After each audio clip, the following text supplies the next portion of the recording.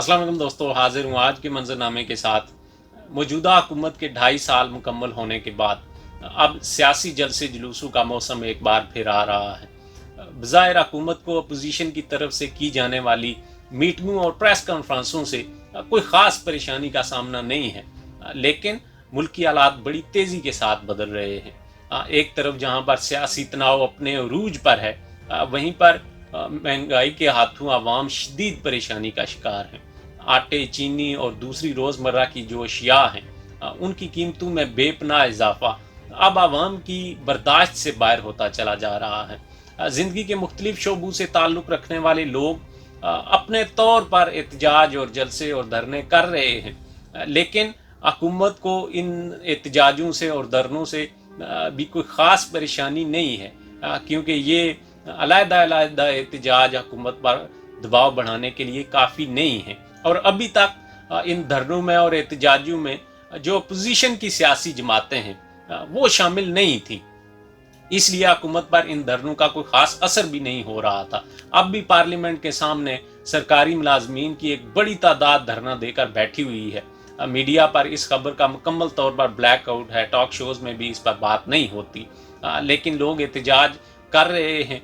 अब जो अपोजिशन की सियासी जमातें हैं, उनकी तरफ से जो इत्तेहाद तश्कील दिया गया है PDM, अब उन्होंने भी बाकायदा तौर पर जलसे जुलूसों और एहतजाज का ऐलान कर दिया है और वो भी जलसे करने के लिए अब तैयार हैं। अब अपोजिशन की जमातें इन मीटिंगों से और प्रेस कॉन्फ्रेंसों से आगे बढ़कर आवाम में जाने के लिए तैयार हैं।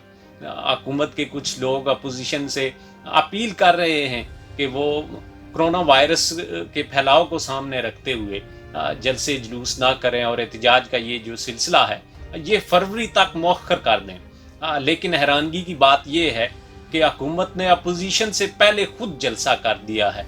ऐसी सूरत हाल में अगर आप कोरोना वायरस की वजह से अपोजिशन से जलसे ना करने की अपील करेंगे तो मेरे ख्याल से उसका कोई मकसद नहीं है। अगर आप खुद जलसा कर रहे हैं, अगर आप खुद इज्तिमात कर रहे हैं, तो आप अपोजिशन को सिर्फ इसलिए रोकें कि कोरोना वायरस फैल जाएगा, आप कोई जलसे ना करें, इसका मेरे ख्याल से कोई मकसद नहीं है।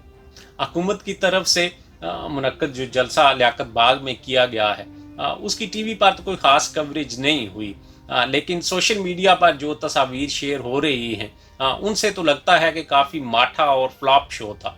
आवाम की कोई उसमें शिरकत जो है वो नज़र नहीं आती, खाली कुर्सियाँ आपको नज़र आ रही हैं। हुकूमत के इस फ्लॉप शो से तो लगता है कि हुकूमत से जो उम्मीदें वाबस्ता थीं वो आहिस्ता आहिस्ता दम तोड़ रही हैं और PTI की हुकूमत अपनी जो अवामी मकबूलियत का अरूज था वो देख बैठी है और अब हुकूमत की जो ख़राब कारकर्दगी है वो उनके गले पड़ी हुई है। ऐसी सूरत हाल में अगर अवामी ताईद हुकूमत को हासिल नहीं है तो क्या आवाम चुप करके बैठ जाएंगे या आवाम अपोजिशन के साथ मिलकर हुकूमत की ख़राब कारकर्दगी के ख़िलाफ़ बाहर निकलेंगे? अब सियासत का तो असूल यही है कि अगर एक फ़रीक आवाम की ताईद खो देता है और उसे आवाम की ताईद हासिल नहीं रहती तो दूसरे फ़रीक की हमायत में इजाफ़ा होता है। और ये एक लाजमी अमर है कि अगर आपने हुकूमत की हिमायत नहीं करनी तो आपने अपोजिशन की हिमायत करनी है। खामोश रह कर तो आवाम अब इन हालात में घर नहीं बैठेंगे। खामोशी अब इख्तियार करना आवाम के लिए मेरे ख्याल से मुमकिन नहीं रहा। PDM की तरफ से जो ऐलान किया गया है 16 अक्टूबर को गुजरांवाला में जलसा किया जाएगा। अब 16 अक्टूबर को गुजरांवाला में इस बात का फैसला होगा कि आवाम की हमायत में कोई शिफ्ट आया है और कितना शिफ्ट आया है। अगर अपोजिशन एक कामयाब सियासी शो करने में कामयाब हो जाती है तो हुकूमत के लिए ये एक परेशानी का बायस बन सकता है और ज़रूर उन पर दबाव में इजाफा होगा। और जिस अपोजिशन को कल तक हुकूमत कोई ख़तरा नहीं समझती थी, 16 अक्टूबर को अगर एक कामयाब सियासी शो हो जाता है तो मेरे ख्याल से ये अपोजिशन उनके लिए एक ख़तरा बन जाएगी। और जिस हमायत पर हुकूमत का ज़्यादा दारोमदार है वो हमायत भी इस अवामी ताईद को देख कर मेरे ख्याल से ज़्यादा मोहतात हो जाएगी, क्योंकि अगर आपको अवामी ताईद हासिल नहीं है तो फिर आपकी बातों में कोई वज़न नहीं होता।